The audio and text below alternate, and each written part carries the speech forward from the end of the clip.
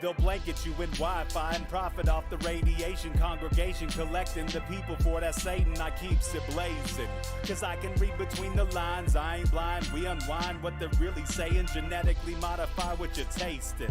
Don't need that cottage promise, so now you live up in your mom's basement. Redesign time so your mind is always wasted. Programmed to crave the basics. Keep the beta in stasis. Pay the state, kid. You're in debt for being born. Messengers are more than just the price for being warned. Don't be alarmed, disconnect from their machinations. Stop subscribing to the folly of all nations. Bone breaking ain't the answer, cause they seek the ownership of souls. Spread the seeds and watch them grow. Break the chains of control. Break the chains of control.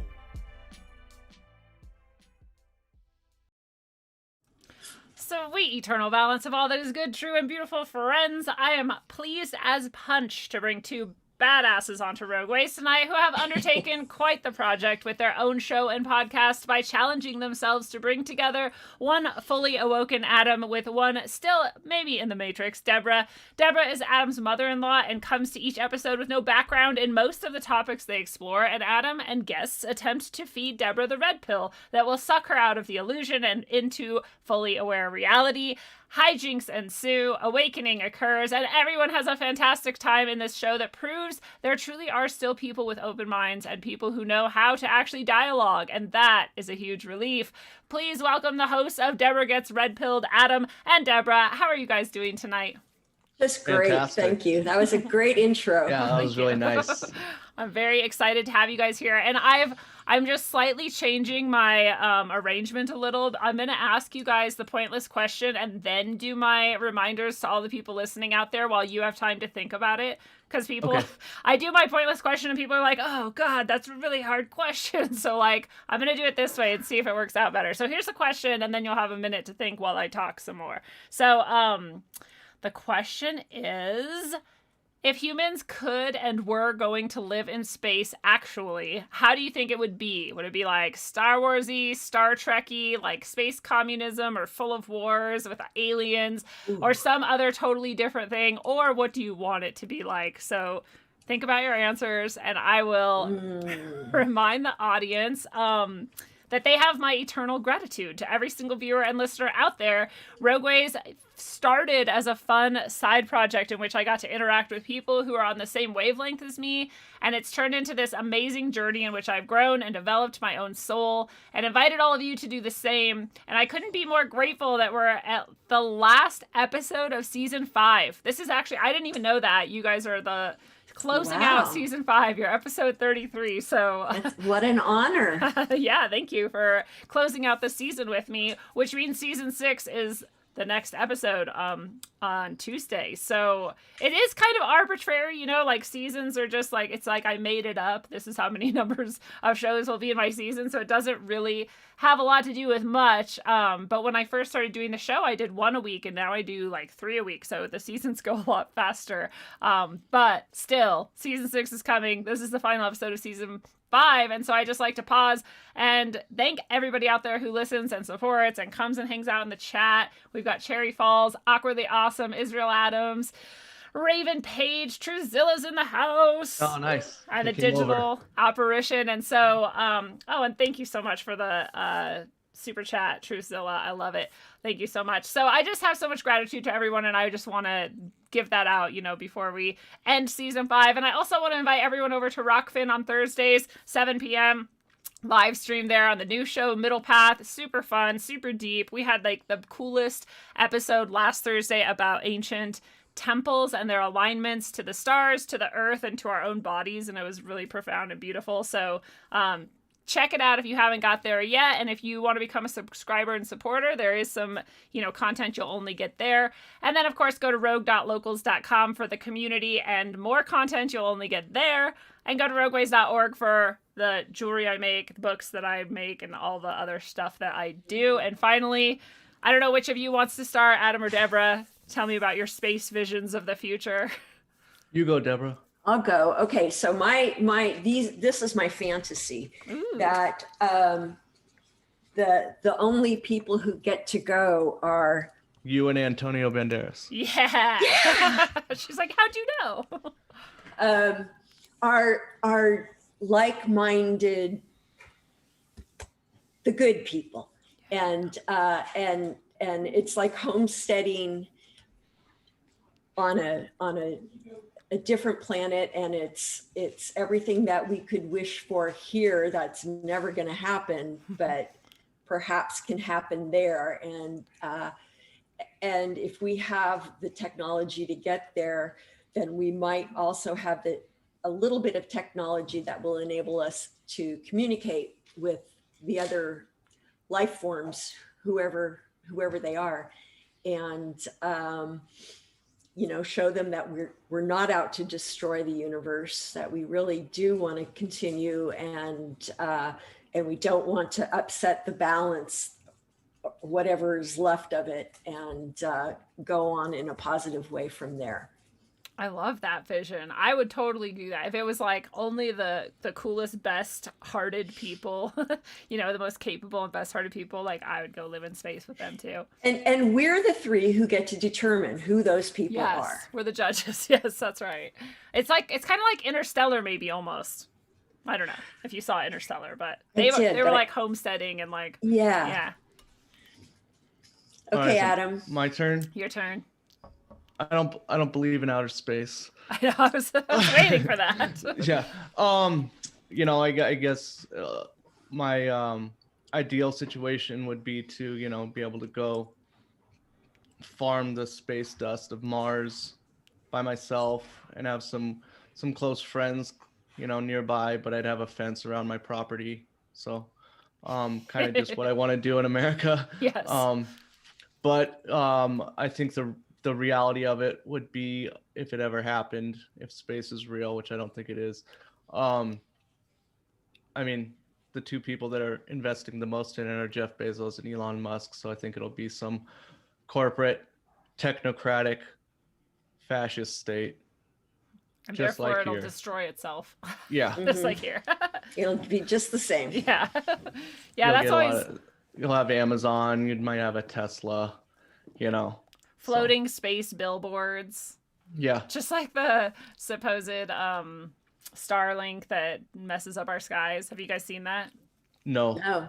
It's horrifying. I don't know what it is. Like I'm with you, Adam. I'm not surely like space definitely isn't real, but I'm like, it probably isn't. But I still like to dream. If it were, I wish that we didn't have satellites up there in this like long line of it's like 20 or something of them, and they've launched even more, and they just like go across the sky, and I'm like, fuck you. Like that's my sky. What are you doing up there? But yeah. So Debra, have you guys done an episode yet on space being fake? No, we haven't. I mean, we've done flat Earth, but we haven't done space. Ooh, that's what you guys got to do next then. Yeah, I'll throw it out there. I want to find a moon landing person that can really do it for us. So I think that would help. Ooh, maybe people in the chat can throw out some suggestions for people you could try to get for the moon landing hoax. There was someone on Union of the Unwanted that we were with. His name started with an M. Do you know? Yeah, that Italian guy. That was really great. He might be. I really liked that one. I think the coolest theory on it is that the firmament is the Van Allen radiation belt is the firmament. Ah. You can't get past it. That's what they say. Yeah. Yeah. And is that the dome? The litter. The lid on top of the on top of the world. Mm-hmm. Yes, it's interesting, and so for people who don't know your guys' show that well, give us the rundown. I already kind of like went over it a little bit in the intro, but give us the rundown of how you came to do this show and why you're doing it and what it's all about. So Debra is my mother-in-law. I'm married to her beautiful daughter, Emily. And, she's a really fun, easygoing person. And she always, they welcomed me into their family, like immediately. I have a lot of the characteristics that like a girl's parents wouldn't like just right off the bat. And, visually, mostly, I have knotted up cauliflower ears and I have tattoos on my throat. So, I ride a motorcycle, all that stuff. And she was just extremely welcoming and loving from the start. So I felt really comfortable with her. So at the same time, I got red pilled kind of around 2015, around like the election and what was going on with Bernie Sanders and like all the funny business that the DNC was doing to him. So I started, I got kind of upset with like all the inconsistencies that were really easy to point out in like just regular liberal thought. And I started just kind of trolling Debra with them and sending her memes and all sorts of different stuff on Instagram and trying to ask her questions and just kind of messing with her. And then I realized that she didn't even know how to like check her messages on Instagram. She didn't know She what never a saw. I was getting nothing. she didn't know what a podcast was. So I was sending her like all these podcasts that she wasn't listening to. And I was like, well, and she never told me. She never said like, oh, I don't know what that is. But yeah, so I don't know. I love podcasts. I love comedy. I love, you know, just kind of the political theater. And then I started, you know, I got red pilled from politics and then went down the road to everything else. And life's way more fun when you have an imagination, you know. And I don't know. I'm kind of up here.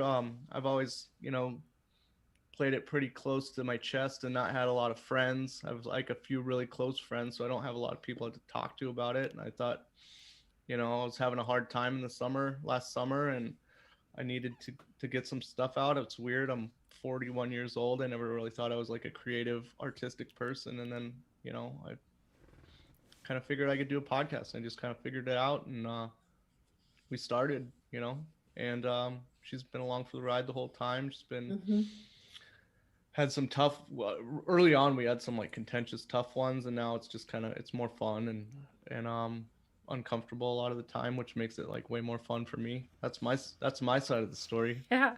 Well, and I think that dynamic makes it really interesting for other people too, who are like, what I think on either side of things, right? Like the people who are sort of already red pilled are like, oh, this is cool because now we get to see like, how do you try and help someone see what you already see, or try to get them to believe what you believe, or you know, whatever. And then also people on the other side will be like, you can't convince me, you know, and then here they are maybe getting convinced along with you, Debra. And actually, how much have you been convinced or not, or what's your side of things? In all honesty, not a ton. Yeah. Because most people are not open to hearing about it. And I don't have enough background knowledge to really state the case like Adam can. I'm getting a little more and more as we go along, but you know, people want to know, you know, show me the proof. So how much have you been convinced? Oh, how much have I been convinced? Well, both is fine too. Yeah, but it's a process. It's a process. You know, I didn't think I would ever believe that, you know, bin Laden wasn't responsible for 9/11, you know. Yeah. That's and we did a 9/11 podcast. That was one of the earlier ones. That was the second one. So that was like a really big deal. So there's still stuff like, you know, flat earth, I don't know about that. But that's a you hard know, one. I'm always interested in hearing about, I mean, I like the weird, odd stuff in the world. And so I'm always open to hearing about it. It, you know, if it may convince me, it may not totally convince me, but, you know, it's good to hear about it. I don't see why a lot of people seem to get intimidated and angry when you bring up topics, especially like that, because people are going to go, what the hell? That's ridiculous. You know, we see the globe. It is, you know, anyway. Yeah. So I'm coming along. Well, and I wonder what it is about you that makes you able to do that. Because like you said, a lot of people get angry, they get emotional, you know, they'll just react violently and then walk away, and you're still here, still listening. Yeah, I don't understand why that is such confrontational thing, you know, for people to have a different point of view or a different opinion. You know, it seems to always end up confrontational. And, you know, confronting is fine, but when you get angry or, you know, bent out of shape over having a difference of opinion, I don't understand that. Yeah. Well, and you obviously, I'm guessing, had some sort of emotion caught up in some of these things, right? Especially like 9/11, you may have had like some emotional, but it still didn't make you be like, screw you, Adam, I'm out of here. Like, right? So it is just interesting to wonder, like, why some people cannot question anything that they hold to be as truth, and why some people can, you know, take that emotion that's naturally going to come up when you start to, and then turn it into this like attack on the person instead of just letting it be an emotion. Like, yeah, it sucks. It's doesn't feel great. Like, yeah, I don't know why it is the way it is. Why you're special. It's very refreshing for me, at least. I'm sure a lot of people out there, because it feels like there's people who just will never ever listen and never come through, and it's not true, right? We have you. And I don't know what I was saying the other day on the Union of the Unwanted. I was like, well, it's Debra gets red pilled, but you know, you seem to be coming along with a lot of it, so eventually you're going to have to change the show to Debra gets black pilled, right? I don't know. Nobody wants the black pill. I always say it's a process, and everybody has to start somewhere, you know. So I don't know. There might be a light switch that comes on for a lot of people at one time. Who knows? But true. Some people in the chat are saying it's Bernie Sanders actually, like you were saying, Adam, like woke a lot of people up, and it's just funny that this, you know, communist, socialist, which a lot of conspiracy theorists would not be down with communism, socialism, but this communist socialist person is like who actually like got them to see through everything too. Is very interesting. Yeah, the DNC screwed Bernie. I was a Bernie bro. Me too. And so the DNC turned me into an anarchist. Yeah. I'm an agorist ANCAP now, and that's all thanks to the Democratic National Convention. I'm with you. I was actually an anarchist first, but then I was like, well, this guy actually might be kind of cool, and he might be able to do something better than others. So I'm gonna like back him, even though I don't usually vote or care or think that it matters. And then that happened, and I was like, okay, why did I even think we had a chance? Like, yeah, it was such a bummer seeing him just bend the knee at the end too, you know. Right. So, but I just wonder too, like, what did they do to him? You know, he had a black eye. Yeah, something and happened. I think remember all that stuff with his wife and like all the money. She was kind of like, I think, embezzling some money from some college, and I think they threatened him with that. Ooh.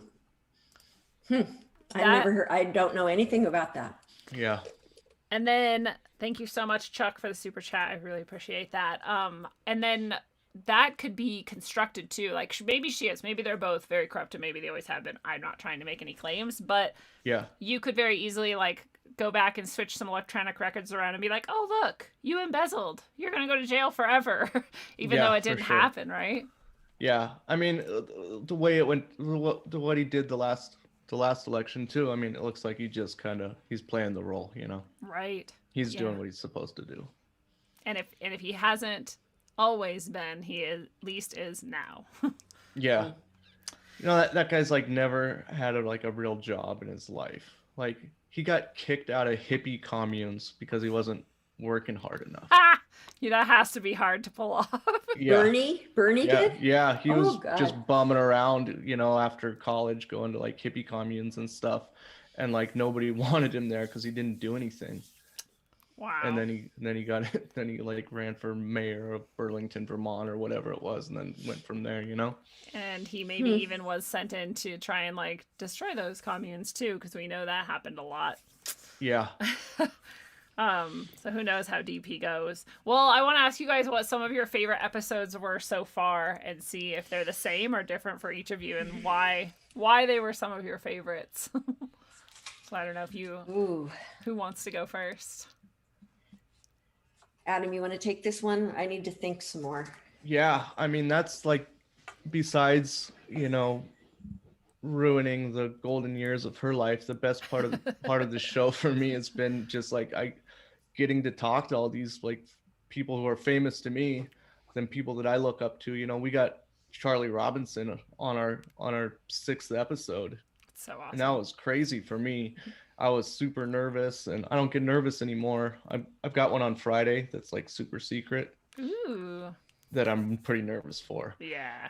And yeah, so like Charlie Robinson was great because like I don't know if there's anybody out there that can really like argue with him and make him look like he's not bringing like exact receipts of everything that there is. And just like if you want to go back and check out our podcast and you haven't yet, watch that one on YouTube, because just Debra's face, it was like 2.5 hours of Debra's facial expressions, just like seeing her getting visibly ill. And the funny thing is, I had already purchased his book, and I had been with a group of college girlfriends. We get together every year. We're coming up on our 50th year. I mean, that's pretty amazing, that's right? Amazing. And so we were in Lake Tahoe all together, 8 of us last summer, and I had the book, and you know, one by one, people would pick it up and look at it and go, "What the hell is this?" Was the octopus book? Yes. Yeah. The Octopus of Control. Is that what it is? The Octopus of Global Control. Yeah. Yeah. So, but yeah, I was like, oh my God. But he's such an that's it. He's such an amazing, generous person. He is. He really is. He's such a good soul. Yeah, that one was good. And then we did a DB Cooper episode that I don't know if anybody really liked that much. I loved it. You know, we're both from the Pacific Northwest, and that's one of the things, you know, I remember watching the DB Cooper Unsolved Mysteries, like when I was like 8 or 9 years old, and like getting really excited because, you know, growing up in Portland, Oregon, you know, all we had was like Clyde Drexler and Tanya Harding, you know, so like there wasn't that much stuff to make like Portland seem cool at that time. So I was excited about that episode. And then just we did Howdy Mikowski, and it was transformative. It was really so good. Great. And we did it. He's super busy, so we did it. He hooked us up with this guy named Simon Laurie King, who lives in Scotland, who also wanted to interview him, but he's like, I can't do them all. I'm too busy right now, so I'll team people up. And he was a great guy. And we had a really good interview with Howdy Mikowski. We talked about everything from near-death experiences to like you know, rock, you know, stone outcropping stuff like Stonehenge and like some pretty deep spirituality stuff. And then we got into what I wanted to talk to him about was the exposition buildings from all the world's fairs. So yeah, I think, you know, I mean, those are some of the good ones. We've had some bad ones too, but you know, we're almost 50 in, and you know, I'm having fun, and I look forward to it every week. So I you know, these days it's hard to stay positive all the time, and I always feel good after I finish an episode up. So yeah, I totally know the feeling. We're very similar in that, and in that we both started like, you know, in hopes to just talk to other people who are not enslaved and not, you know, completely like turned off to, you know, thinking. And it is true. And, you know, you create a community and, you know, around the show and just with other podcasters and people. And it's just so necessary because it is really, really lonely and depressing otherwise. You know, some people. But the two ones I like the most are the two with you. So. Oh, that's very sweet. He has to say that. I paid him to. Yeah. No, it's true. It's true. He talks very very complimentary. Oh, thank you. And it's well deserved. So. Well, it was very fun for me too, and I wouldn't have had you on this show otherwise unless it was true. So I also enjoyed it very much. You guys are both rad people. Did you say your favorite ones, Debra? Gosh. It's hard to choose. Think back, but I loved learning about Tartaria. Never heard about it before. That was cool. Really interesting for me. And I like the ones that we've done, you know, spiritual, supernatural, Dog Man, that was fun. Yeah. Those can be like it's like you got to balance those out with some of the darker, heavier Yeah. stuff that you're like, okay, whoa, like Yeah, you can't always go fun stuff, but yeah, I did enjoy those. And as much as I hate to say it, the Franklin, Oh yeah, that we did was- Franklin Scandal. yeah, that was, I mean, that's one that sticks out in my head. because that like changes you. You're like, oh, this is how dark it is. It's not just about like money. It's like disgustingly evil, and Yeah. it's a necessary realization, unfortunately. Mhm. I Yeah, totally know what you mean. that was really early on. That was like our 4th episode. So when I started, I thought it was just going to be me and her, and I was going to have time like to research Present a the case. different conspiracy like every week. And I was like, I work 4 10-hour days a week usually, and I'm like, there's no not way gonna I can happen. do it. But I know Franklin Scandal, like I hate saying it, it sounds weird to say that it's my favorite conspiracy, or like, you know, and it's the one I know the most about. So I presented that to her by myself, and I think I did an all right job. So Yeah. but we have this guy Philip Fairbanks coming on. Do you know who he is? I've heard that He's name. been on THC, and he wrote this book called the Pedogate Primer. Oh, is he excuse me, the guy who was satanically ritually abused? No. Oh, okay. No, I'm not sure which person it is. But I'm really he bad wrote- with names. If I like Yeah. heard it or saw a story, No, I'd that's be like, Paul. oh, that That's guy. Paul Bonassi. Oh, okay.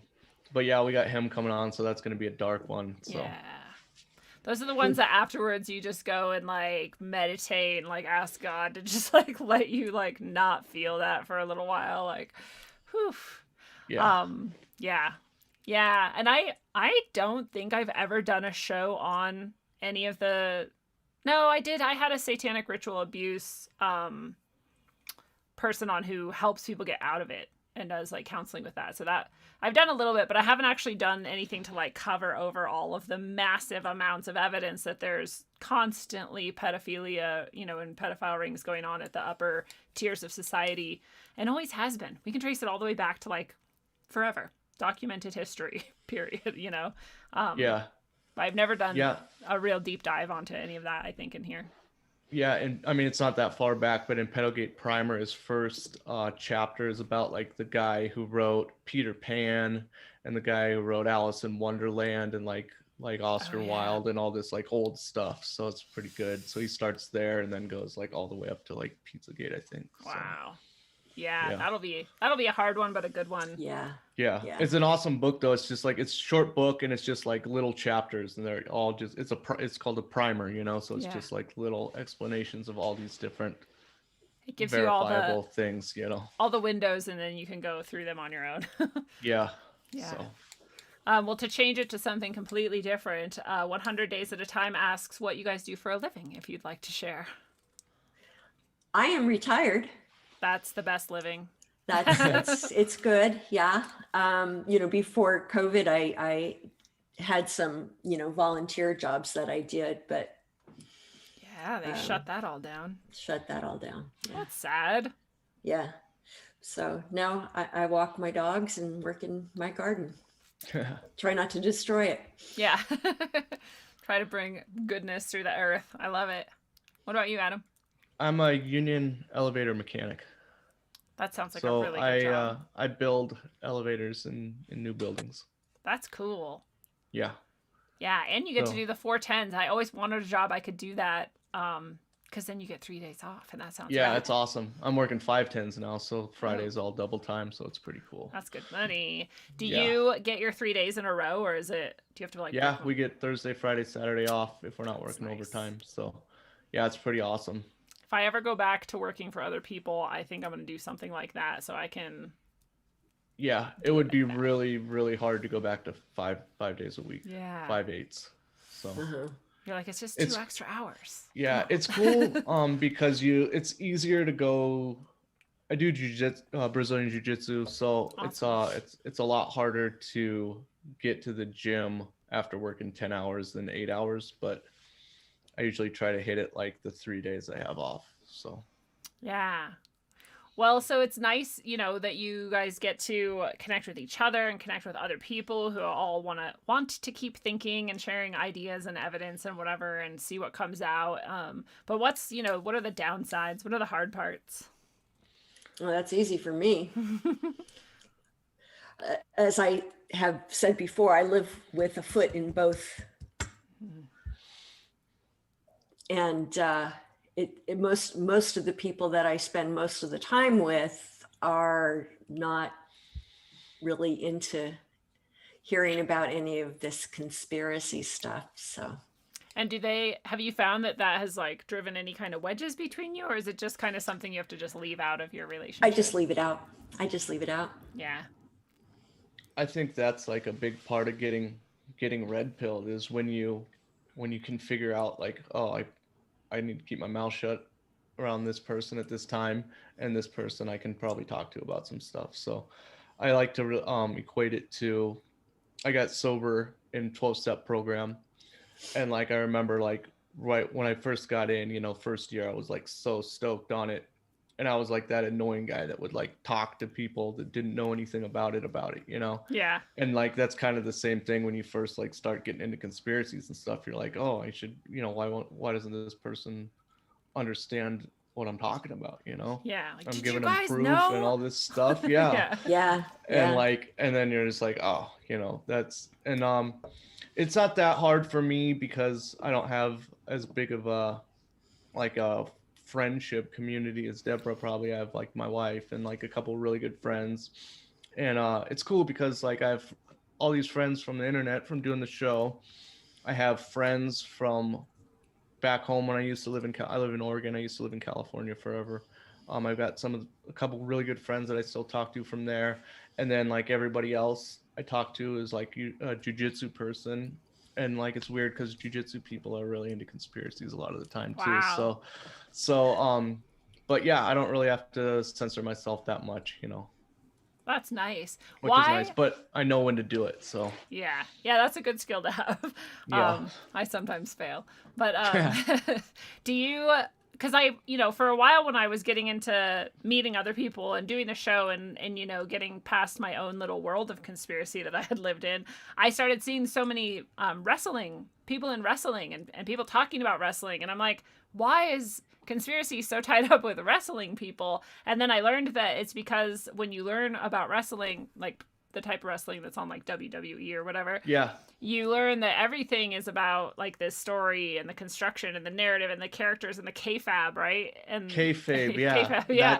That's Deborah. You know what that is? No. That's when like these like wrestling guys like live the character even like when they're not, like live the storyline even when they're not like on TV, right? Is that like what the it is, Lindsay? deception. I thought it was like the moment too where they like mislead you. I don't know, maybe you're probably way more right than me, but but it's like, so there's a reason why like wrestling is hooked into conspiracy theory, but why would Brazilian jiu-jitsu people be more into that sort of stuff, do you think? I don't know. It takes kind of a weird mind to get like really good at jiu-jitsu. I wouldn't know because I'm not really good at jiu-jitsu, but it takes like an open mind and like it's like a sport, but you gotta like think, you gotta have a weird mentality to do it. And I think there's a lot of influence from Eddie Bravo as well. Oh, someone just said that in the chat too, Eddie Bravo. Yeah. So Okay. yeah, I used to do like Eddie Bravo's jiu-jitsu, which is 10th Planet Jiu-Jitsu, which is like a little different, kind of the same but different. And yeah, that system, it's like a franchise gym. Like there's gyms all over 10th Planet gyms all over the world. Wow. And but yeah, they attract like weirdos. So because you're into, and even in the name, 10th Planet is like its own conspiracy. So yeah, he used to be super into aliens. He doesn't even believe in aliens anymore. But like, yeah, that's what he named. Yeah, what's the 10th planet? Like Nibiru or whatever. Planet X. Yeah, but so 10th Planet attracts like, you know, weird people, and it's a weird kind of jiu-jitsu, so it's cool. That is cool. I remember, like, you know, I was into aliens and all this stuff because of all my weird experiences, and then I saw Joe Rogan on TV, and this is in like 2003 or something maybe, and Joe Rogan's like talking about, he's like doing stand-up comedy and doing about aliens, and I'm like, who is this guy? I love him. Like, I need more of him, because he's like the only adult human who doesn't seem like an insane person who's talking about aliens possibly being real. And it is nice when we have these people who are like a little bit more well known and like in sort of the mainstream, who are willing to at least like question or think or like say it out loud. It just gives everybody this little bit of like relief, I think, you know. Yeah, it's cool because he had on like Bob Lazar, and he had on, but I'm kind of fish. I don't know why all this alien stuff's getting pushed to the front, and especially if he's doing it now. Right. I mean, Joe Rogan got me started in podcasts, so like everybody I listen to that I like on podcasts is directly related back to him. But True. you know, he's like regularly has on CIA agents and Dan Crenshaw. So Yeah. you know, I think it's like Bernie, right? Like if Bernie ever was really genuine and authentic, that he got switched for sure. Maybe he never was. Maybe it was always his wrestling gig or whatever, his kayfabe. But yeah, I think Joe Rogan's kind of the same. Like maybe he was very genuine and authentic for a while, and at some point you get big enough where they're like, tap tap, excuse me. yeah. You're gonna start feeding people this line now, and it's like, I got a So kid. he has this guy Mike Baker on, who is like an ex CIA agent, which there isn't such a thing as, True. you know. Yeah. And They a lot own of you. people think that that's like his handler. Oh. Interesting. So Yeah. Hmm. That's fascinating. I wonder who Kamala's handler is. Do you think Willie Brown. is that the guy she dates or whatever? No, that's the guy that she slept with to get her first. Oh yeah, that's her position. handler. He was the mayor of San Francisco Oh yeah. when she was the DA. Was that when she was the DA? I don't here? know if She she was the became the DIA DA. when she did that, but she became the DA. She slept her way to the top. What a great role model for women everywhere. Hey, you know, if you want to like lock up tons of black people for smoking pot, what a better way to get to the top than sleeping with the black mayor? You know? Yeah. Yeah. God, she's so evil. Where are you guys at politically? Are you kind of aligned somewhat? Or I mean, I know that like being an anarchist is maybe very different from where you're at, Deborah, but in general, do you kind of like, are you totally opposite, or do you guys see eye to eye on a lot of things? Or how does I that would go? say we used to be totally opposite for sure. And now, coming along. Yeah. We You're got finding more middle ground as you go. Yeah. Have you ever listened to Legal Man? No. He's really good. He's got this podcast called The Quash, and he's an old lawyer. And he I mean, he's as black-pilled as it gets, but he came on with us, and he got Debra to renounce democracy. Good. It's an That's education. It's just all an education. You buy the line that you're fed from, childhood on, and you don't question. You just don't question. And it takes something to make you question. Yes. Yeah, Yeah. well, and the mind that can look at that thing and be like, could that be true? I'm going to look at it closer and find out. Yeah. Instead of being like, be away with you, Satan. Like, Mhm. Yeah, it's it takes the mind to question it, and then it takes the mind to, when you like answer that question in your head, to like be able to sit with yourself and feel really uncomfortable and be like, that's the red pill process. That's like with the time release, like coming apart in your stomach when you just feel so sick, and you're like, oh no, I was lied to the whole time. I remember feeling that way. Like I remember, like I had kind of like a little touch of Trump derangement syndrome, when that was going on. And then like I've been a union member for 10 years. Like I was closed off to anything else, and I got brainwashed by the union that I just need to support the Democratic candidate because they're the ones that are going to bring like work. They're the friendlier party to the Pro-union. working class. Like I got we get the Elevator Constructor magazine, every month, and they sent me one with like a picture of Joe Biden on it before the election. But I can remember just that feeling of like that real gross feeling of like being like, oh no, like I got lied to, and I gotta think this way now, and this is really, really uncomfortable. And I think a lot of people get to that point of like being like, ugh, I feel really gross, and then like not being able to power through it. Yeah. Yeah. I'm not totally powered through it. No. You know, I'm a work in progress.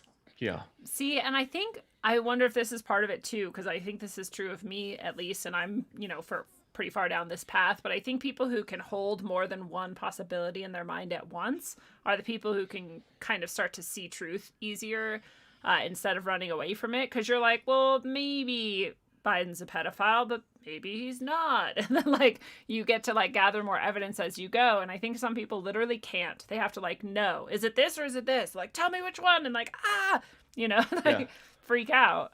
Yeah, it's like ingrained in us to think in a binary way, black or white. Yeah. So Yeah. And nobody wants to be wrong, It's really hard to say I'm wrong. I know I bought it and I'm wrong. Yeah. Yeah. I get better and better. I'm like, well, everything it turns out I was wrong about at some point. So what do you guys think is going on, or how do you feel about the razor wire in the Capitol and Biden, pretending to be alive and Kamala and all that stuff? Oh boy. Oh, I have to say I try not to think about it. It's pretty terrifying. You're like, It is. our Capitol's literally wrapped in razor wire right now. I think it's fantastic. I think it just shows like how illegitimate democracy, our free country is. Like, and I think that's like a sign of it. It's just right there out in the open. I listen to a lot of like ANCAP podcasts. I listen to this one called Free Man Beyond the Wall. And this guy, Pete Quinones, who was the host of the podcast, had this guy on who was like an old Army like Ranger guy who had like done a bunch of Black Ops stuff, I think. And he just asked him the question straight out. He's like, if you had gone to like Venezuela or some like, Central American dictatorship and seen their Capitol building and like where the president lived, wrapped with a wall covered with razor wire, what would you think? And he didn't even stop for a second, just answered right away, said, oh, I think that government's illegitimate. Yeah. And then I wonder, like, is that why they're doing it? Do they want us to think and feel and know that it's illegitimate? And this would be sort of like along the Freeman Fly line of reasoning, that the main goal is to make us not believe anymore that we have even the ability to have a government that is legitimate at all, and therefore like destroy ourselves or allow ourselves to be destroyed. It's so many layers, like what. So what's Freeman saying, that we're seeing that the government, we don't have any kind of choice anymore or anything like that, just because they're behind the wall and they're going to do what they're going to do? He would have said that we've never really had a choice, and that but each president was like put into place to further erode even like the normal people's view of America. So like they brought Bill Clinton in and they're like, look, our president just like, shove cigars and women in the Oval Office. Like, this post isn't even sacred anymore, and then they bring in George Bush, who like can barely talk and like acts like a little kid and is like a shit brain, and in front of the whole world, and like, look, America doesn't even have like respect, like self-respect. And then they bring in I guess Obama, but then Obama like was allegedly, again, right, not even from this country, not even born here, so that's not legitimate and totally illegal. And so then that further like erodes. And so they're just like putting in person after person who erodes our ability to believe that we could even have a system that worked and was legitimate and respectable. Yeah. It's an interesting long-term psyop is kind of how he's looking at it. I think there's so many people that still put so much faith in it though, like people put all this faith in Trump. And then now there's people that can't admit that Biden has dementia. Yeah. If he's even real. That's a good point. Yeah, if there's not like 4 of him or like CGI'd him or like. It's so creepy. It's so weird. His eyes are so creepy. Those little beady black eyes. There's nothing in them, you know. They're just Yeah. black, and like it's like, man, is he a? Did they have they not been able to get the eyes right in the clones yet, or Yeah, something like yeah. that, or? And I don't know. There's the thought that he has had just a ton of plastic surgery, or is it something else? You know, like what's the deal with his earlobes? You know, he has no. Yeah. There's this one I was listening to this podcast, and it was right around the time with the microphone thing, you know. Oh yeah. And these guys like came up with the theory that Joe Biden has no hands. And they went off. They were just being funny, but they did it for like 30 minutes about Joe Biden not having hands and like relating it to FDR like being in a wheelchair, and America didn't even know about it. Yeah. You know, like it was good. I But, love that. I love like that and the birds aren't real. You know? yeah. The fake conspiracy theories. Yeah. And Australia doesn't exist. Australia doesn't exist. Yeah, if you get on a plane to Australia and you get off, you're someplace else, and they're all actors faking the accent. Yeah. Have you heard that one, Adam? You've heard that one. It sounds familiar. I've never heard that I think one. there is fishy business around Australia, though. Really? Mhm. Well, if you get into like Tartaria stuff, Then- because apparently there's like Australian people have distinct features like separate from English people. So a lot of people think that they're like is like a race of Australians. And then the whole narrative is like whenever England started shipping people to Australia as prisoners, when was that? Like the 1800s sometime? Yeah. And then so like all these like unskilled like pickpockets and murderers and rapists, like the theory is that they built like all these like just beautiful huge like structures in Australia in their first 2 years with like all this ornate detail and stuff like that. And it's like, oh, these guys were criminals. Like, how did they know how to like sculpt things and do all this society. beautiful finish work on all these like fantastic buildings that would take, you know, 20 years to build with the technology of the time, especially in a brand new prison colony. Right. Wow. No skills. Yeah, and no like unity or organization. You'd think you just ship a bunch of people from a prison into this random place and be like, "Here you go, bye." Yeah. Like, how would they just suddenly like, "All right, you're in charge. You go get some bricks." Like, And whatever. then like it's documented that 300,000 or 250,000 children were shipped from the United Kingdom to Australia in like the 1850s. Dude, all these kids shipped all over the world. The orphan train thing is crazy, but I'm familiar with the Tartaria thing, but I've never heard that piece of it, that Australian piece of it. That's fascinating. Yeah, I mean, there's like, you can convince little kids to do anything and or tell them anything and they'll believe it. Yeah. Like what do you think's going? Like, there could be an orphan train going on at our border right now. Yeah. You know, it's. I think there is.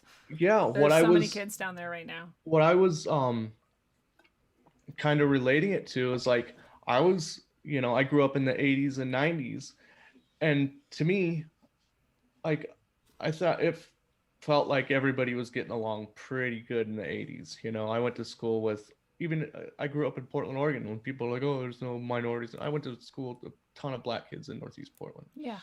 If you look at my kindergarten picture, I'm like the minority in it. And it seemed like everybody was doing good, getting along well. But you can convince somebody that's in their 20s right now that time was like a horrible, racist time, and it was always like that. And they have nothing. They just believe it, you know. Yeah. Well, that's actually something my guy Johnny and I were talking about right before the show. Is we were wondering if Debra, part of the reason why you still are able to have an open mind is that we've always had this programming and this indoctrination, but that like it's at like a fever pitch now, and just the pure saturation of technology is like you can't, like you said, you can convince these young people that crazy things are true that are not true at all, you know. But Debra, you had this analog existence, and you have a lot more, I think, probably grounding, and so I just wonder if there's something to that too, of like it's going to get harder and harder to find Debras in the world. I don't know. I would think because there is, you know, information is accessible, that you if you want to know about anything, you know, Google it or whatever.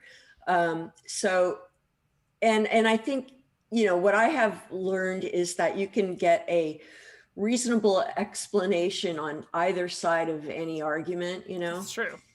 and so I hope it's not going to shut people's, I mean, we need to start, I mean, we were talking about this earlier, the education that most of the kids get in this country now, they're taught to think inside the box, and what we need are people to think outside of the box, but Yeah. forget that. They're not taught to think critically or, come up with solutions, or so it's pretty sad and scary. It is really sad and scary. The vast majority of my students in all my years of teaching like just wanted me to tell them the answer and just tell them what to do and then just be done with it. I'm like, this is the most depressing thing that could ever happen to me. It's just like be surrounded by people who just want to be told what to do and what the answer is. What level are you still teaching now? No, I quit 2 years ago or so, about 2 years ago, right before all this shit went down, which makes me very glad that I got out when I did. But I was doing 6th through 12th grade, mostly English and social studies a little bit in there too. But the last 5 years of my life was all mostly seniors and juniors, like higher high school kids. And were they open? I mean, I know you couldn't bring any of this information probably into the classroom, but were they at all curious about?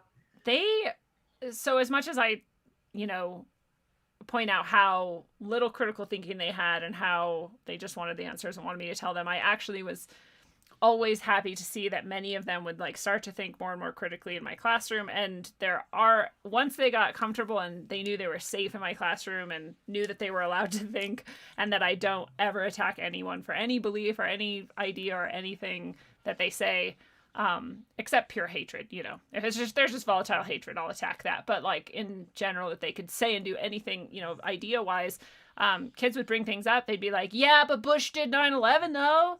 And like, and other kids would be like, no, that's a stupid conspiracy theory. And I'd be like, well, it's not very logical to dismiss something with a name calling. Like, if you don't think Bush did 9/11, you should be able to provide a reasoning why, right? And like, so I'd use it as a teaching experience. So there are kids who have these ideas and questions about the world and about life, and they're kids. So it's not often very deep. If I was going to say like, okay, well, Bush definitely didn't do 9/11, but our government very likely was at least half of it. They were in on it, like, but like Bush himself, like he can't pull that off. It's not about a president. It's about the structure, right? Like I can't say that to them because they'd just be like, wait, what?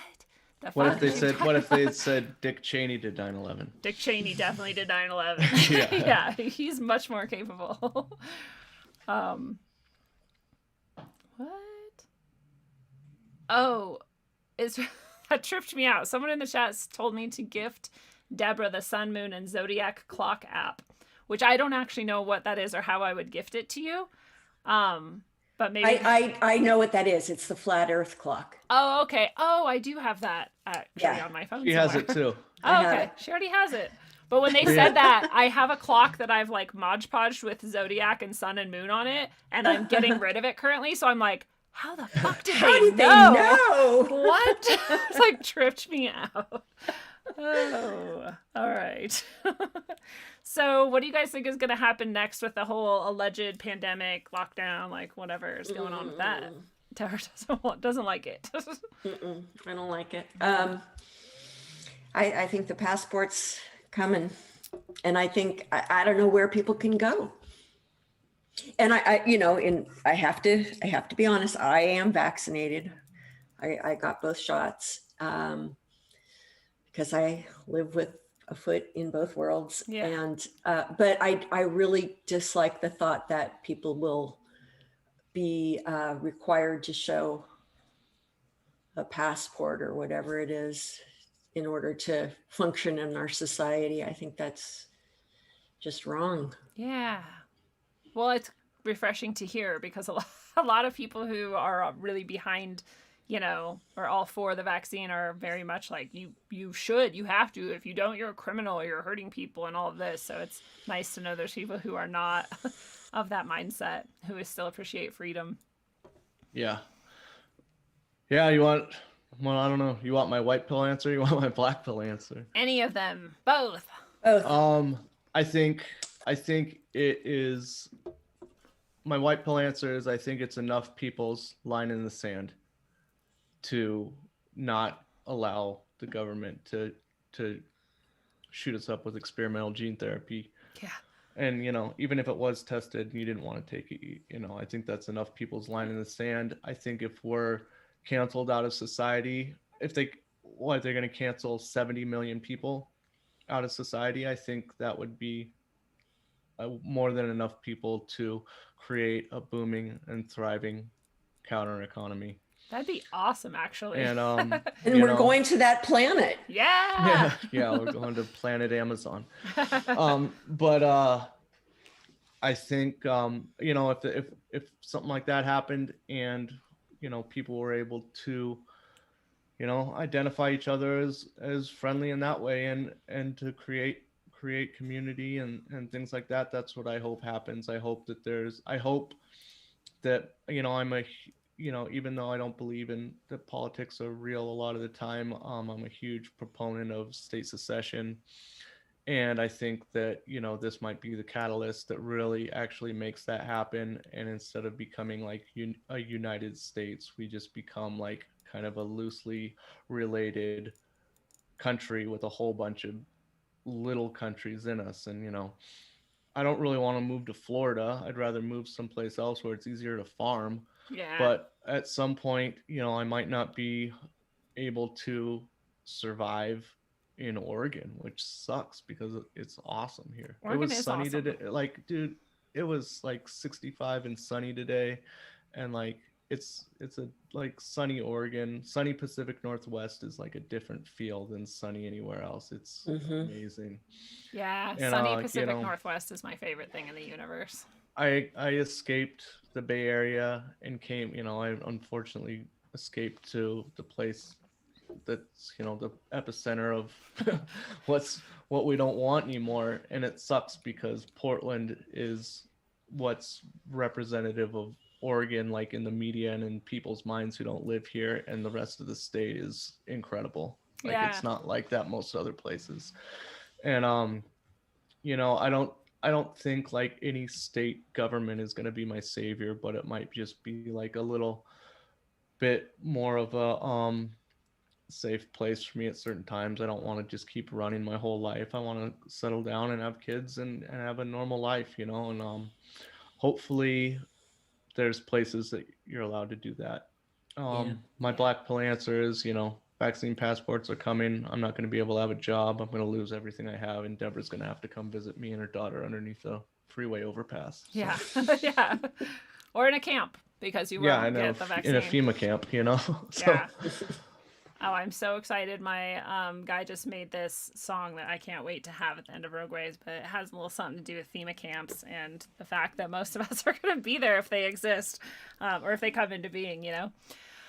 But I'm like you. I have the white pill side of me that has hope that, there is enough people that are visualizing and acting towards a much more, free way of being. And, because I don't care if people, need to get the vaccine and that's what makes them feel good. And, that's cool. I don't have a problem with that. And I feel like they shouldn't have a problem with me not getting it, like we're all doing whatever we want to our bodies. That's totally how it should be. And I don't really understand any other way, but I really do. I often think that half of the outrage and the like, you have to get the vaccine, you're a grandma killer, and this type of stuff is just paid troll farms online and like paid content and co-opted content that is producing this. And that if you actually just if you could grab everyone in your town or your city or whatever and put them in like a stadium or whatever and just have people like raise their hands to vote like what they think, I don't think that many people would support it.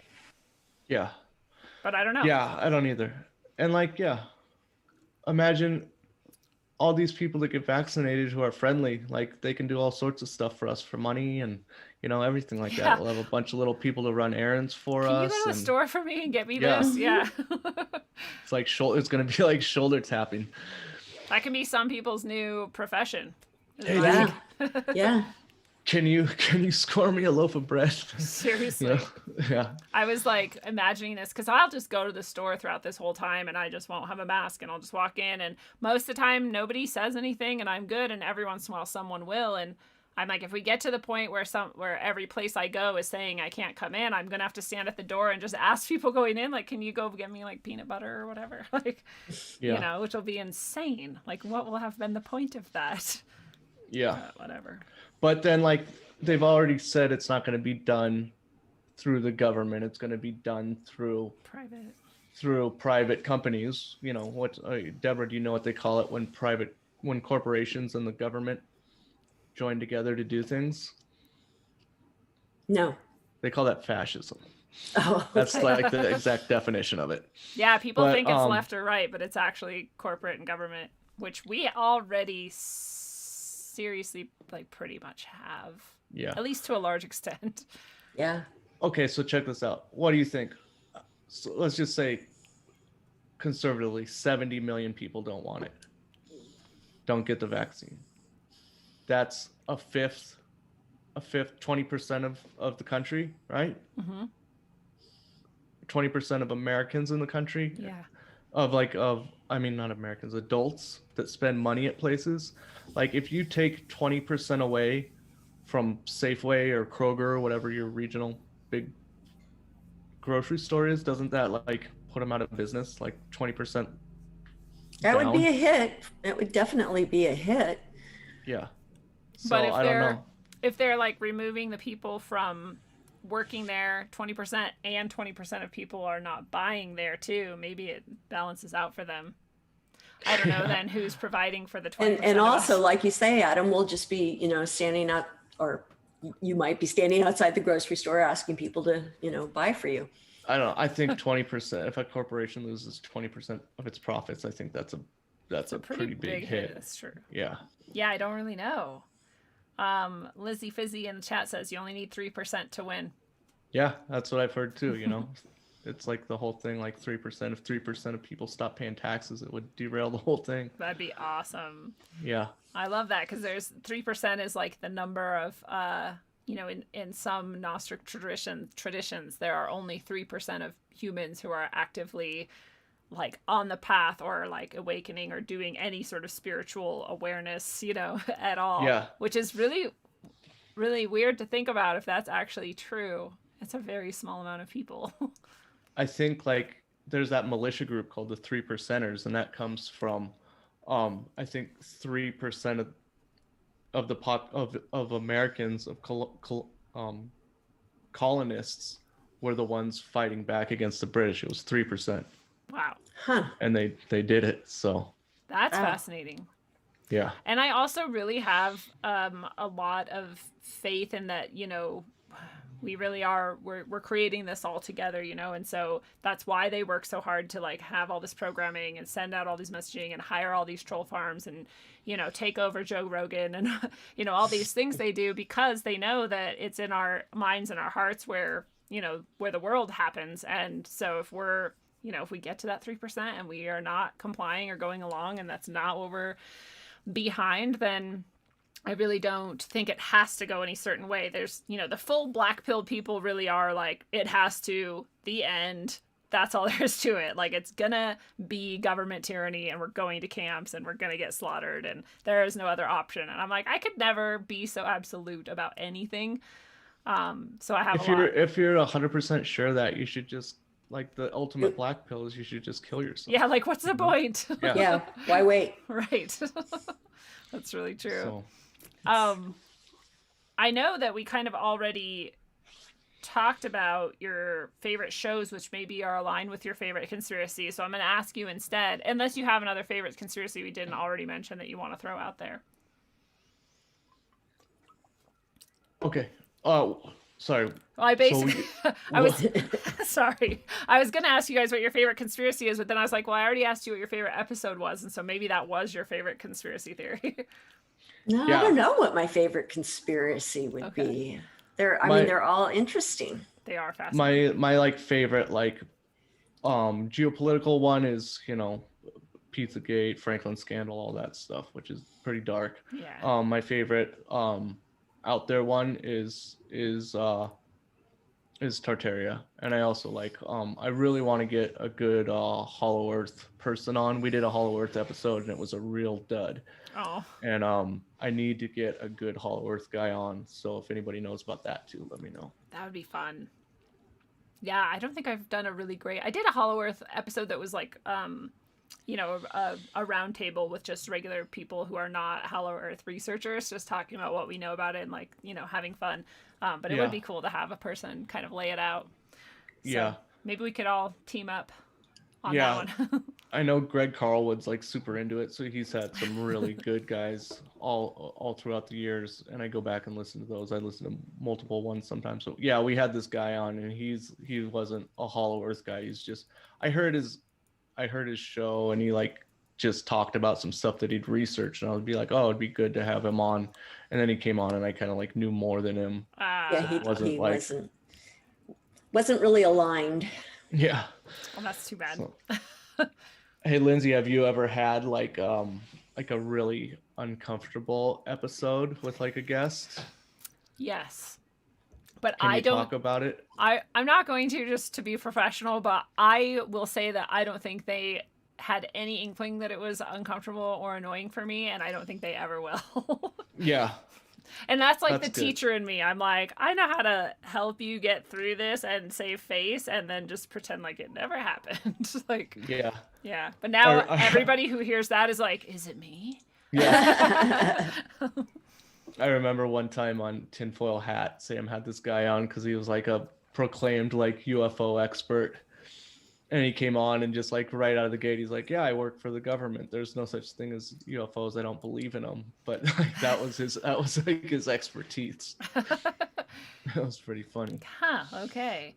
Anytime someone is just like, you know, same with the black pill thing. Anytime someone is, this is absolutely the truth and that's the end, period, I'm just kind of like, well, what's the fun in this? Like, what are we going to even talk about if there's no room for your mind to go from here? Like, what is really the point of even talking to anyone about anything, you know? What do normal people think about when they're like laying in bed before they go to sleep? I don't know. Do you? They've taken their Ambien and their Yeah. you know bourbon, and they don't think at all. Well, Go ahead. I take 24 milligrams of melatonin, and then I just start thinking about the firmament and the ice wall and the Yes. exposition buildings and the times that I've come really close to dying, all that stuff, you know? Totally. Yeah, my mind is always going to everything it can. But I had this time where I was still drinking, and I don't drink anymore, but I was still drinking, and I like woke up. Yeah, I woke up and I was really hungover, and I was just laying there, you know, my head hurts, whatever. I'm like, and then I realized at some point that I had been laying there for like half an hour just hearing Lady Gaga over and over and over and over. And I was like, holy shit. Like, my brain is just autopilot, like feeding me satanic garbage while I'm hungover. And I was like, wow, this is what happens when you're not like present in your mind, right? Is that just random shit comes in and Wow. fills it up. Like, Was it multiple songs, or was it just the Same. chorus from Poker Face over and over? I and think over? it was Poker Face, dude. I can't remember exactly, but it was like the chorus over, because I don't actually know any of her songs, so it was just like Yeah. doing that over and over. And then once I noticed it, I was like, I think I'm gonna go insane right now, you know. And I had to like really focus on like not hearing that anymore. But I just wonder if that's kind of like our idea of like the NPC. Have you guys talked about that on Debra Gets Redfilled? What's that? Non-player character. Ah, Do you want to? Yeah. yeah. So what is? Deborah, there's a like you didn't play video games, but No. A lot of times I don't play current video games, but like in the old days, you'd play like The Legend of Zelda on Nintendo, and you go around, you're fighting with people, and you're shooting your little sword at people, and then you go in this door, and it's a store where you can like buy armor or things like that, upgrades. And the guy, there's like a clerk at the store who's like selling you the stuff, and he always just says the exact same thing. So he's a non-player character. He's Okay. an NPC. Okay. And so like all these memes started coming out in the meme wars of, the middle 2010s with like these non-player characters, and just so like people who are just repeating things that they hear on CNN is like a non-player character. They just have like scripts in their head, and they're just like spit them out for whatever Yeah. situation they're in. They're just repeating talking. A talking points. head. Yeah. And there's the oh my god, I totally blanked on what I was even going to say about NPCs. Oh, there's people think that there actually are really people who are literally just not even, I want to say like that they don't even have like a soul. That they literally are just like the Matrix has popped them out to like do this and behave this way and be that way, and I don't really think that's true. And I also, a lot of people cite this study that is like proposing that most people don't have an internal dialogue. And when I first heard that, I was like, that's not even possible, right? Like, there's people who don't have thoughts, like that. Yeah. How do you? Then how do you tell yourself that you hate yourself if you don't have an internal dialogue, Or even that you like CNN or anything, right? So I was like, this isn't even really possible. And so I looked closer at the study, and it really means internal dialogue. And I'm like, well, I don't have an internal dialogue. I'm not talking to myself. I'm just thinking thoughts. Stream of consciousness. Yeah. They're not directed at a subject. They're just happening. Yeah. I would say I don't either. And I'm not an NPC, obviously. So I don't know. I think they could probably say a lot in studies depending on the wording and like how they phrase, sample things and whatever. And who knows what it's actually showing or not showing. But I had my NPC moment where I just had my brain just like spitting things at me, and I didn't seem to be able to control it for that time. Yeah, with Lady Gaga. The worst of the worst. As part of why I quit, I was like, I never want to have that experience again. that was poker face was rock bottom. Yes. We all get there some different ways, Right. No, the truth is, and I've said it on the show a lot, is that Benjamin Balderson told me that alcohol separates spirit from body in all alchemy. That's what alcohol's purpose is to take the spirit out of the body. And I like hit me, and I was like, holy shit, that's exactly what's happening every time you drink. And I'm like, I'm never drinking again. I can't do it. Yeah, I totally agree with that. I got sober in 2012, and then I woke up in 2015, 2016, and it took me 3 years to clear the cobwebs out of like 17 years of like self-abuse to be able to like kind of, I don't want to like put myself up on a pedestal and say that I'm right about everything, but to like wake up and like see what's going on, Yeah. And it's like before I was shut off to everything because it's what, it's all I thought about, it's like I wanted to get through the week so I could get to Friday, so I could go black, so it's crazy. And I think that's by design too, it's like, what does George Orwell in 1984 talks about like football and alcohol, like that's to appease the masses.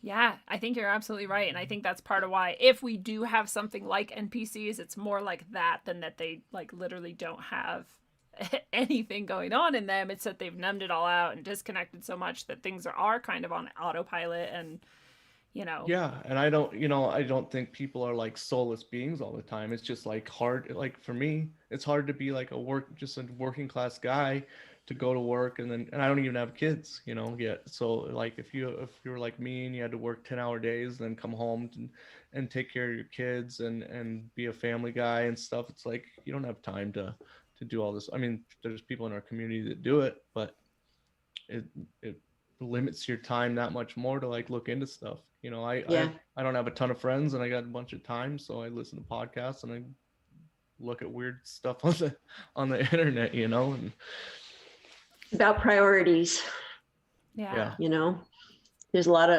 I'm sure a lot of men and women who come home and, you know, after a hard day of work and their kids been in childcare and, you know, they just can't, you know, they need that glass of wine or whatever, shot of whatever it is to get through the next 4 hours of the evening.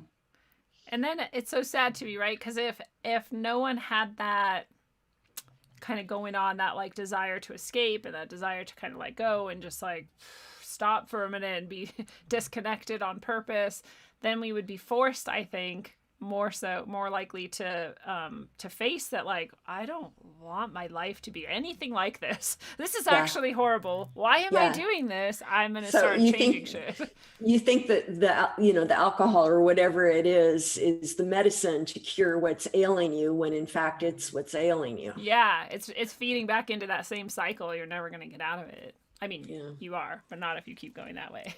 Yeah.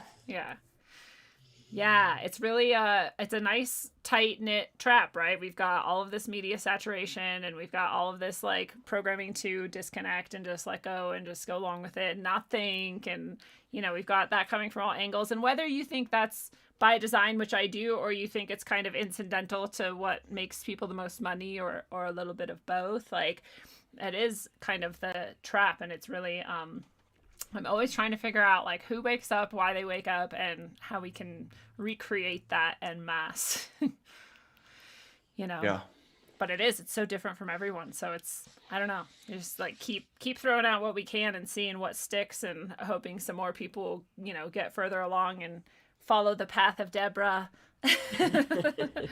And come to the light side. But what's your least favorite that you think is like the stupidest or the dumbest or the least likely or the least believable sort of theory that you've come across, Debra? Well, I would say the theory would be flat Earth. That's hard for me to swallow.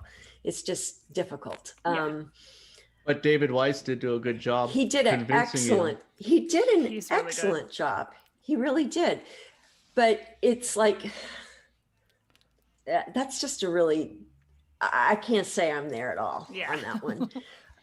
Although I enjoy hearing about it, but I have not been convinced. And do you think you haven't been convinced because you like can't let go of it? Like you're like, okay. Not necessarily because the evidence isn't there, but because it's no, there. I mean, he sends those little videos daily, and you know, I have to say I stopped watching them because they're too convincing. Yeah. But you're not alone. I think that's the hardest one for people that are even like hardcore conspiracy theorists to let go on. Yeah. I can't say that I'm a flat earther, but I just say I'm not married to the ball. Yeah. Like Eddie Bravo, and that I'm constantly 2 months away from being a flat earther, you know? Yeah. So. Or like Greg Carwood, I'm earth shape agnostic. I know that I don't know. Yeah. Right? Yeah. And I may never. What about you? Yeah. Adam, do you have any that are just like a no-go for you? That I think are stupid or that I don't like? Either one. I don't like, it's not that I don't like it. I have a hard time with gematria and numerology, just because I know that there's people that are really good at it, but a lot of the times I hear people talking about it and they're just like relating too much stuff. They're like 7 + 7 is 14 and 14 + 7 is 21 minus 7 is, you know, like, and they go down that route, you know, and I don't like it when people are explaining things and they like gloss over stuff real fast. And you know, so that one's tough for me, but I've had some people on recently that have like explained a lot to me. So yeah, that one's hard. You know, just of course like QAnon stuff I think is retarded. But, yeah, so I'd say QAnon, like and then like the mixing of both those things is like the most frustrating for me. You're like, oh my God. Yeah. I'm kind of similar with numerology and stuff. I'm like, well, you could literally, there's numbers that people have strung together and there's a lot of them, like a date, let's say, right? Well, if you add it this one way, you get this one number. And if you add it a different way, you get this other number. And they're not really following the order of operations necessarily. And so, I'm like, well, what are the rules then? And like, who's determining this? But I will say, Marty Leeds, have you talked to him yet? No, but I've listened to him. Yeah. Yeah, And he's good. He's good at showing you why. Like here, it's not, I don't even know if it's really numerology, but he's just showing you the number codes basically that are kind of in our bodies and like the world and the universe, and kind of that idea that there is something that you can see in numbers that shows you that like something maybe was a lot more intentional than some of us think. And I like that a lot. That makes more sense to my brain, at least. Where I'm like, okay, there's like a pattern here. Mhm. Yeah. Rather than this random sort of just like spitting out numbers and saying it relates to things. Yeah. What's the one that frustrates you the most? I guess like the mud fossil. Have you guys done that? Well, we've done Mud flood. Okay. mud flood. It's different. I thought they were the same or similar, but they're not. And mud fossil is this, and I don't know if it's like one person or a lot, and I hope I'm not offending anybody, but the best idea I've been able to get from it so far is that like mountain ranges are like ancient dragons that fell down and died and fossilized, and that's like the spines on their back or whatever, and you can see faces, and you can find like big talons and stuff, and some of it's really cool looking. You're like, holy shit, it looks exactly like a dragon face, like, that's huge and giant. And so it could be there's something to it, but I've never found anyone who puts together anything like a convincing like series of facts or evidence to show that there's anything more to it than that. What's that called when you pareidolia or whatever, where you just see patterns in random chaos, right? That it's like, I can look at a cloud and see a horse too, but I don't actually think the horse is a cloud or whatever, right? Yeah. So I that one kind of bothers me, because I'm just. And again, if people have good resources where they're like, no, look at this person, they explain it, like, I'd love to become more convinced. I do look at things like the Devil's Tower and go like, that really does look like a tree trunk, and so there might be something to this idea that things were way bigger at some point and we're like them on this micro level now. There's this YouTube channel, and it's also a Discord group called Speakeasy. And they do like weekly Zoom meetings every week that I get to participate in sometimes. Cool. And they just did one. They've had pretty good famous people on. They've had like Edward G. Griffin, and but they also had they just recently did a Tartaria one with Max Egan and Martin Ledke. Yeah. And it was so awesome. That sounds rad. You know Martin Ledke from Flat Earth Britain? Yeah, I just don't remember exact, but I know that name. You know if you saw him, he's like this long-haired, like super English-looking dude, but he like seeing him laugh and smile like brings joy to my heart. And they like went over all the I forget what the exact term that they call it, but like all the old like flying machines, like the whatever tech they call it, Antiquitech. Yeah, so they did like all the flying stuff, and then they showed like all those huge like old tree trunk things, and it was great. I feel I love Tartaria so much because I feel spiritually fulfilled from it for some reason. When we did our first episode on it, I felt like I had like a contact high when it was done. I felt weird and like at peace. Because it's like a reassurance that this isn't the best we can do, because that's what we're told. We're like, we've been coming up throughout history and we are finally at the peak of civilization, and you're like, this is the peak? Yeah. Like, please God, no. Square concrete buildings with no characteristics isn't as good as we can do. No. So yeah, I feel that too, that spiritual level of like, we came from something way cooler than this, and that means we can get back to it too, or better. We can do anything. Well, I'm going to give you guys a chance to share your final thoughts or messages that you want to, send out to people listening or say, but I want to also give you a chance to invite people over to any of the various places you want people to go find more from you. Okay. Well, I think that I want to think that we're in a mass awakening rather than like going into a terrible dark age, and I think that I think that we can do it, and That's all I got. I love that. That's good. Yeah. We got to do it ourselves, guys. Nobody's coming for us. Nobody's coming Yeah. to save us. We Yeah. got to do it ourselves.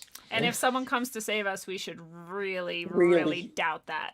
Yeah. Be Run. skeptical. Yeah. Turn around. Run. I have the answer. Yeah. Yeah. If I was to put a message out, I would just say, God, just, be kind. Just be kind. Yeah. I love hearing that, Adam, when you say, like, when you first met Debra, that was, she was just loving and accepted you, and that's exactly that. Be kind. Why not? What do you have to lose by being kind? Nothing. Yep. Yeah. And then if you want to come over and support us, guys, we are on, all the podcatchers. Debra Gets Red Pilled. We usually put out an episode on Friday or Saturday, and then we usually drop one midweek. And we're down to have anybody on as long as you have a compelling case for what you're talking about. Let us know who you are or who you want on. And we love going on other people's podcasts. It's so much easier than doing your own. It really is. And it's nice. Yeah, we're coming up on 50 episodes, guys, and we got some really good stuff coming up. And yeah, we want to hear from you. Email us, deborahgetsredpilled@protonmail.com, or find us on Twitter, Debra Gets Pilled. You can message us on there. I'm on there all the time too, and I'm gonna start checking in on Float also. We just had the Float people on. They're really awesome. So They're really great. And yeah, we're easy to find and we're accessible, and I'll reply to every email. And you know, Lindsay, thank you so much for inviting us into your little conspiracy world. And Yes, thank you. I love your podcast, and you were so nice to come on ours. You know, we're nobodies, and you know, volunteered right away and made a pretty big impact on our show. So thank you so much. Aw. And I hope we get to keep doing stuff together. Absolutely. I love it. I'm glad you guys are here. You guys are awesome people, and you're definitely not nobodies. I don't, but I appreciate that. And shoot, I was going to say something too. Oh, the links that you guys to both your YouTube channel and the iTunes at least are in the show notes. So if anybody just wants to click through, you can do that real easily right down below wherever you're looking right now. And fellow travelers of the path, it is a beautiful thing. And this has been your analog electric concentric dose of wisdom according to Debra Gets Red Pilled. Thank you so much, Debra, for being here tonight. Oh my goodness, thank you. Thank you. And thank It's you. really just great. Thank you. And thank you so much, Adam, for being here as well. You guys are awesome. Thank you, guys. All right. Well, consciously, we are doing so much right here, right now. We're making plans. We're getting shit done. We're working it. We're connecting with others. We're finding deeper layers of ourselves, and we're riding the peaks and troughs of reality as best we can. Sometimes we get tired, we get re-energized, we stumble back, we get back up, and sometimes we even run headlong or fly through it all, barely noticing that many years have gone by until we stop again to remember. And subconsciously, we're doing so much right here, right now, making plans, getting shit done, working it, connecting with others, finding deeper layers of ourselves, and riding the peaks and troughs of reality as best we can. And sometimes I think that the reason that so much of that is happening subconsciously is because we're not really supposed to know where we're headed, and neither are they. So we're going to keep that a secret. But until you merge your consciousness with your subconsciousness and find yourself being everything effortlessly, travel well, aim for balance, and always look inside first. Beautiful. I heard the Bilderbergers called you. And I was like, hello? Hello? Ain't nobody answering shit, man. I mean, for real, man. I must have hung up. Phone rang again. And I was like, hello? Ain't nobody even answering, dog. Some real shit, man. They tapping my telephone. It's really the real when you step to the plate. And it ain't too late to change your ways of being fake. Humans create with creativity, so make what you create to shine through. All niggas wanna do is shine. Make your view rhyme, but the deaf to the blind. For those left behind, I crept and I climbed to the top of my mind. And I found I've been taught to be conformed, and I was never warned of the signs. Crimes committed as an adolescent, now I'm trapped through the system stressing. With aggression and emotive, through passion and emotion, to set the truth in motion. They gave me Zola for a rainy day. And they gave me Zyprex to sleep my life away. Society's labeled a man to be bipolar. Might as well gave me heroin and Coca-Cola. This is how Western medicines work. This is also how Western religions work. And Americans work 9 to 5. Not asking the questions of how, when, where, what, and why. I remain on the quest thirsty for salvation. With a taste of blood, with a fallen warrior's dream of surviving this flood of chaos. Those who continue to judge a book by its cover are way off. Breaking these laws of a scarred prison. Reminiscing of pain, taming niggas up in the system. Got us living a lie with a cry, nobody hears ya. Chances survive to revive an immortal lie. Breaking these bars of a scarred prison. Reminiscing of pain, taming niggas up in the system. Got us living a lie with a cry, nobody hears ya. Chances survive to revive an immortal lie. We're conditioned to be housebroken and weekend. Labor all week, pay them, and with the rest, drown away the weekend. Wires and voltages set strategically to damage chakras. Make sure to take those prescriptions given to you by the doctor. Wash it down with contaminated water. Worship a holy father, eat trash food, remain drained from the slaughter. Mother Nature's now the Illuminati's daughter. Through molestation, unnoticed by the blind line in every nation. Not allowed to know God is present in each and every individual. Ancient truth forgotten except the Bohemian Grove rituals. Inbred bloodlines created a ruling class of elites cold as reptiles. The awoken even see the signs on the streets. Encryptions passed off as fiction and paranoia reaction. 33s and bows with skulls are laughing right now with Kennedy's assassin. 2 pillars burning. History repeats as I babble on truth. Write down our fate for centuries. I change their plans when I'm up in the booth. Everlasting pressures of life got me up in the night, not knowing if I'm wrong or right. Something within me tells me to fight, and it's like I'm trying to find the true nature of being God-like versus religious beliefs, which indeed tells me I'm doomed from day one out the womb. They want us to be consumed with fear, with negative thoughts engineered to fear God, and that's to fear oneself, and that's real. You tell me that I'm imperfect. How is that when everything's for a reason? You forget that everything is meant to be. But they got us withering away, not knowing sacred geometry, which degrades philosophy of every soul, in which they try to control your mind with limitations, over exceeding your expectations. You'll be considered an outcast with lacerations, so I continue to master patience, creating ways to make it through the Piscean age that's getting close to the Aquarian stage.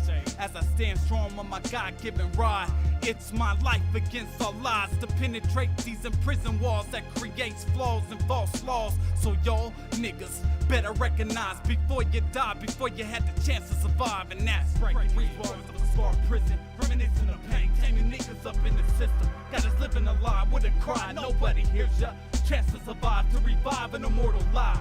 Breaking these bars of a scarred prison, reminiscing of pain, taming niggas up in the system. Got us living a lie with a cry, nobody hears ya. Chance to survive to revive an immortal lie. Breaking these bars of a scarred prison, reminiscing of pain, taming niggas up in the system. Got us living a lie with a cry, nobody hears ya. Chance to survive to revive an immortal lie. Breaking these bars of a scarred prison, reminiscing of pain, taming niggas up in the system. Got us living a lie with a cry, nobody hears ya. Chance to survive to revive an immortal lie.